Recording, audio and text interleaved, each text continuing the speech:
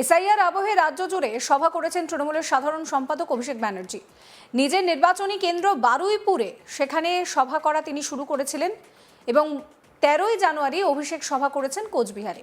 এই সভামঞ্চ থেকে অভিষেকের মুখে শোনা গেল বিজেপির এক সাংসদের ভূয়সী প্রশংসা। তিনি বলেন, বিজেপির ওই সাংসদ সত্যি কথা বলেছেন। যাদের ভোটার তালিকায় নাম না থাকবে, বিশেষ করে রাজবংশী ভাইদের উপরে যেভাবে অত্যাচার করেছে, আসামে এনআরসি লিস্ট দেখবেন 12 লাখ হিন্দু বাঙালির নাম বাদ দিয়েছে। ওই বিজেপির সাংসদ বলেছেন সবাইকে ডিটেনশন ক্যাম্পে নিয়ে যাবে বিজেপি। অভিষেক ব্যানার্জি বলছেন, ওই বিজেপির সাংসদ বলেছেন দেশের রাষ্ট্রপতি, প্রধানমন্ত্রী, কেন্দ্রীয় স্বরাষ্ট্রমন্ত্রীর সার্টিফিকেট আছে, তারা নিজেরা তো বাংলাদেশি, পাকিস্তানি। অভিষেক বলেন, তিনি বলছেন না যে এই কথা খোদ বিজেপি সাংসদ বলছেন। এই সত্যি কথা বলার জন্য ওই বিজেপি সাংসদকে স্যালিউট করার কথাও বলেন অভিষেক। যে বিজেপি সাংসদের কথা অভিষেক বলেছেন তিনি অনন্ত মহারাজ। কি বলছেন অভিষেক শোনাবো। আমরা অবৈধ আর দেশের প্রধানমন্ত্রী, স্বরাষ্ট্রমন্ত্রী বৈধ। আমি ধন্যবাদ জানাই অনন্ত মহারাজকে, তিনি সত্যি কথাটা বলেছেন। তিনি কি বলছেন? বলছে যাদের ভোটার তালিকায় নাম না থাকবে, বিশেষ করে রাজবংশী ভাইদের উপর যেভাবে অত্যাচার করেছে, আসামের এনআরসি লিস্ট দেখবেন 12 লক্ষ হিন্দু বাঙালিকে বাদ দিয়েছে। অনন্ত মহারাজ বলছে সবাইকে ডিটেনশন ক্যাম্পে নিয়ে যাবে এই বিজেপি। অনন্ত মহারাজ নিজে বলছেন যে দেশের প্রধানমন্ত্রীর সার্টিফিকেট আছে, রাষ্ট্রপতির আছে, স্বরাষ্ট্রমন্ত্রীর আছে, তারা নিজে তো বাংলাদেশি, পাকিস্তানি। আমি বলছি না, বিজেপির সাংসদ অনন্ত মহারাজ বলছে। সত্যি কথা বলার জন্য আমি স্যালুট জানাই। আমাদের মাথা নত করলে চলবে না।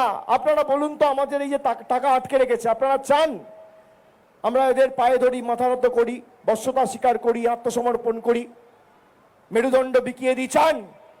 বলুন কুচবিহারের ভাইয়েরা, বলুন চান না? আপনারা চান দিল্লিতে লড়াই করে নিজের অধিকার দাবি আমরা লড়ে, আন্দোলনের মাধ্যমে সর্বাত্মক লড়াই করে আমাদের অধিকার আমরা দিল্লির মাটি থেকে ছিনিয়ে আনি?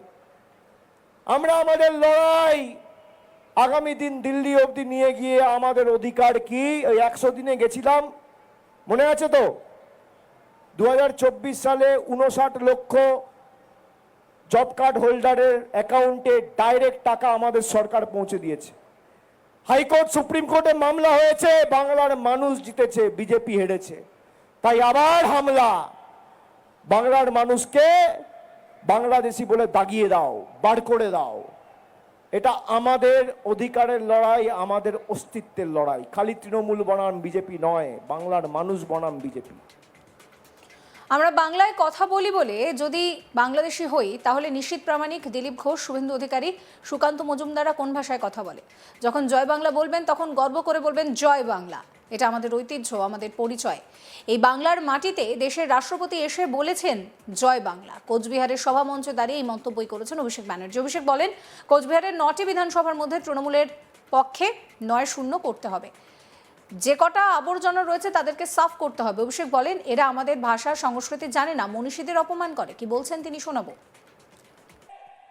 যারা আমাদের ভাষা, আমাদের ঐতিহ্য, আমাদের সংস্কৃতিকে অস্বীকার করেছে, আমরা বাংলায় কথা বলে যদি বাংলাদেশি হই, নিশীথ প্রামাণিক, শুভেন্দু অধিকারী, দিলীপ ঘোষ, সুকান্ত মজুমদার কি ভাষায় কথা বলো?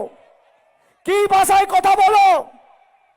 যখন জয় বাংলা বলবেন, গর্ব করে জয় বাংলা বলবেন। এটা আমাদের ঐতিহ্য, আমাদের পরিচয়।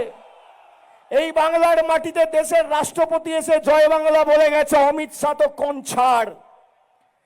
আমাদের শিখতে হবে। আপনার কাছে হিন্দুত্ব, যারা এখানে দাঁড়িয়ে আছে, কজন হিন্দু কজন মুসলমান? আজকে এসআইআর ঘোষণা হওয়ার পর প্রায় 78 জন প্রাণ দিয়েছে, মারা গেছে লাইনে দাঁড়িয়ে। বিএলওরা হয়েছে। এখানে আমাদের 4 জন পরিবারের প্রতিনিধিরা এসছে, ডাকো তো। যারা লাইনে দাঁড়িয়ে বা বিএলওরা কাজের প্রেসারে সুইসাইড করেছে, আত্মঘাতী হয়েছে, অপরিকল্পিত এসআইআর কে দায় করে, তার বিরুদ্ধে আগামী দিনের লড়াই।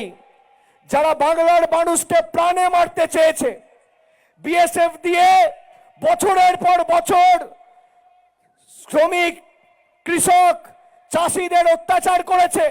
দিনহাটায় প্রেম কুমার বর্মনকে পেলেট গুলি দিয়ে 170টা গুলি দিয়ে ঝাঁঝরা করে মেরেছে। যারা চাষ করতে যাইছে, যারা চাষ করতে যাচ্ছে, তাদেরকে পাচারকারী বলে সন্দেহ করে প্রাণে মারা হচ্ছে। কে মারছে? বিজেপির অমিত শাহর অধীনস্থ বিএসএফ। তার প্রতিমন্ত্রী কে ছিল? এই লোকসভা কেন্দ্রের সাংসদ নিশীথ প্রামাণিক। আপনাদেরকে আমি কৃতজ্ঞতা ধন্যবাদ জানাই। কুচবিহারের মানুষকে আমি স্যালুট জানাই যে 2024 সালে 78,000-এর ব্যবধানে আপনারা তৃণমূলকে জিতিয়ে বিজেপির আবর্জনাটাকে দূর করেছেন। কোচবিহারের সভাতেও বারুইপুরের মতো 10 জনকে মঞ্চে হাজির করান অভিষেক। এই 10 জনকেও কমিশন মৃত ভোটার বলে চিহ্নিত করেছে বলে জানান অভিষেক। অভিষেক বলেন যে এই 10 জন মানুষকে ভোটার লিস্ট থেকে নাম কেটে যাওয়া হয়েছে। অভিষেক বলেন ভোটাধিকার কেটে দেওয়া হয়েছে এইসব মানুষদের। কি কোচবিহারের ভাইয়েরা এর জবাব দেবেন না? কি বলছেন অভিষেক, শোনাবো। দেখতে পাচ্ছেন সবাইকে, দেখতে পাচ্ছেন কি পিছনে যারা আছে দেখতে পাচ্ছেন? হাত তুলে বলুন দেখতে পাচ্ছেন? দেখা যাচ্ছে, দেখতে পাচ্ছেন? সবাইকে দেখতে পাচ্ছেন না আমাকে একা দেখছেন? দেখতে পাচ্ছেন? আমার সাথে 10 জন রয়েছে, সবাই কুচবিহার জেলার মানুষ। এই মাটিতে জন্মেছে, বড় হয়েছে, এই মাটিকে পদে পদে সমৃদ্ধ করেছে। এই 10 জনকে বিজেপির দালাল ইলেকশন কমিশন আর মুখ্য নির্বাচন কমিশনার জ্ঞানেশ কুমার মৃত বলে ঘোষণা করেছে। এই 10 জন মানুষকে এদের ভোটার লিস্ট থেকে নাম কেটে দেওয়া হয়েছে, বলেছে এদের কোনো অস্তিত্ব নেই, এরা মৃত। আমার পাশে যারা আছে তাদেরকে কি মৃত মনে হচ্ছে? কি কুচবিহারের ভাইয়েরা জবাব দেবেন না? যারা এই মাটিকে বঞ্চিত করেছে, অপমানিত করেছে, তাদেরকে জবাব দেবেন না? আমার হাত ধরে যে মাসিমা দাঁড়িয়ে আছে, কত কষ্ট, তাও আমাদের সবাই এসছে। মানুষকে কোনোদিন সম্মানিত করতে পারেনি, কোনোদিন শান্তিতে থাকতে দেয়নি, বাড়তি 4টে উপকার করেনি। তার মৌলিক অধিকার সে যাতে প্রয়োগ না করতে পারে, তার ভোটাধিকার কেড়ে নেওয়া হচ্ছে। আমাদের জল, কল, রাস্তার টাকা খালি নরেন্দ্র মোদী আর অমিত শাহ সরকার বন্ধ করে রাখেনি, আমাদের ভোটাধিকার কেড়ে নিতে চেয়েছে এই দিল্লির জমিদার আর বিজেপির জল্লাদেরা। আগামীর লড়াই এদেরকে উপড়ে ফেলার লড়াই, এদেরকে বিসর্জন দেওয়ার লড়াই, এই ছাইপাস আবর্জনাগুলোকে সাফ করবার লড়াই।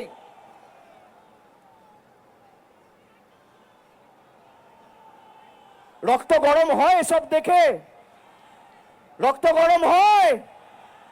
বিজেপির নেতারা যারা এতদিন কুচবিহারে ছিল, 2021 থেকে 2026, 2021 সালে 7 জন বিধায়ক। সমস্ত খবরের আপডেটের জন্য আপনাদের নজর থাকুক আজ তাক বাংলায়। চ্যানেলটিকে সাবস্ক্রাইব করতে ভুলবেন না।